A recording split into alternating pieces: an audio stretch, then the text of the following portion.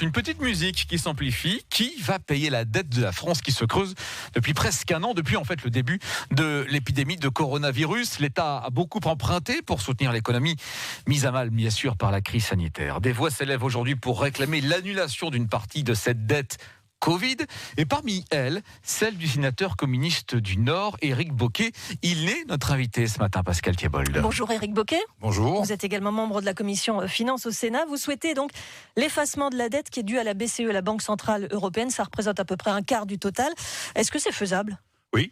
C'est faisable, effectivement. Vous l'avez dit, la BCE détient aujourd'hui environ 25% de notre dette, ce qui fait 650 milliards d'euros. Quand même. Or, la BCE n'est pas une banque commerciale, elle n'a pas d'actionnaires, c'est une institution publique.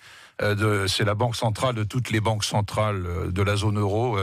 Et donc, elle a la possibilité de décider, effectivement, de tirer un trait sur la dette, les titres de dette française qu'elle détient, sans pénaliser aucun créancier, sans pénaliser aucun actionnaire, puisque c'est une banque publique. Et donc, c'est une décision, c'est un choix politique à faire à un moment donné. Oui, pourquoi on ne le fait pas finalement ? Ça arrangerait tout le monde ? Parce que ceux que ça n'arrangerait pas sont les marchés financiers qui nous financent aujourd'hui. Un problème de confiance aussi, peut-être. Oui, mais vous savez, il y a eu des précédents dans l'histoire, dans des périodes historiques exceptionnelles. Je pense à l'Allemagne, par exemple. J'ai découvert qu'en 1953, février 53, l'Allemagne avait bénéficié d'une réduction de sa dette de 60%. La situation de l'Allemagne était dramatique à l'époque. C'était 8 ans après la guerre. Elle avait été dévastée, détruite. Donc il y a eu le plan Marshall et il y a eu l'annulation de cette dette en accord avec ses créanciers à l'occasion d'une conférence à Londres. Il a été décidé de soulager effectivement le fardeau de la dette allemande, ce qui lui a permis de redevenir en 20-30 ans la première puissance économique européenne. Donc là, nous sommes dans une situation exceptionnelle, historique, inédite. Eh bien, effectivement, la BCE dispose de ce levier pour passer l'éponge sur cette partie de dette qu'elle détient. Parce que quelles conséquences aura cette dette à long terme sur nos vies et surtout peut-être sur celles de nos enfants ? Eh bien, écoutez, c'est pas compliqué à deviner. Il y a un an, le gouvernement, parce qu'il n'y avait pas d'autre choix à faire, avait dit quoi qu'il en coûte, nous soutiendrons l'économie. M. Bruno Le Maire avait même dit au monde des entreprises, si vous avez besoin d'argent, on vous en donnera. Ça, c'était il y a un an.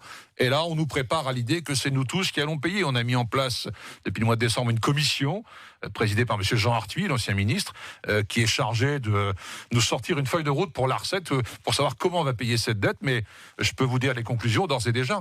Réduire la dépense publique, réduire les services publics, peut-être des privatisations, engager les réformes structurelles, les retraites, l'assurance chômage. On vit au-dessus de nos moyens, etc. Voilà le discours qu'on va entendre. Je suis prêt à parier aujourd'hui que c'est ça qu'on va nous dire fin février, quand le rapport sera rendu. Donc c'est nous tous qui sommes menacés de payer cette dette et ça risque de durer un moment. 7h48, c'est l'invité de France Bleu Matin. Nous sommes avec Éric Bocquet, sénateur communiste du Nord. C'est la seule solution pour rembourser une dette que de piocher dans la poche des Français ?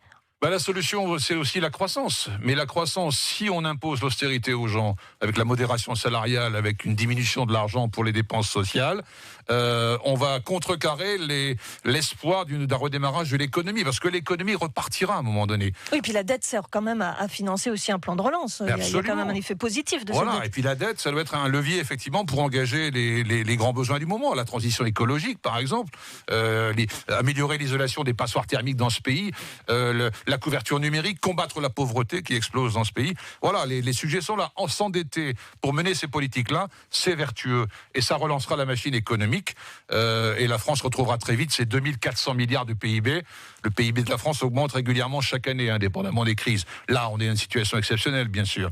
Mais ça redémarrera. Donc il faut que cet argent, au lieu d'alimenter les marchés financiers, alimente les États pour mener des politiques dans l'intérêt de la nation. Donc si on n'augmente pas les impôts, vous cherchez quoi ? Vous cherchez du côté des grosses fortunes ? Vous cherchez du côté de ceux qui fraudent ? C'est votre cheval de bataille, c'est l'évasion fiscale ? Absolument, ça remet au goût du jour. Ça n'a jamais cessé d'ailleurs, cette histoire de l'évasion fiscale qui nous coûte 80 milliards d'euros chaque année. Vous savez, on nous dit aujourd'hui qu'un bébé qui naît en France a 32 000 euros de dette sur la tête. Il n'en sait rien.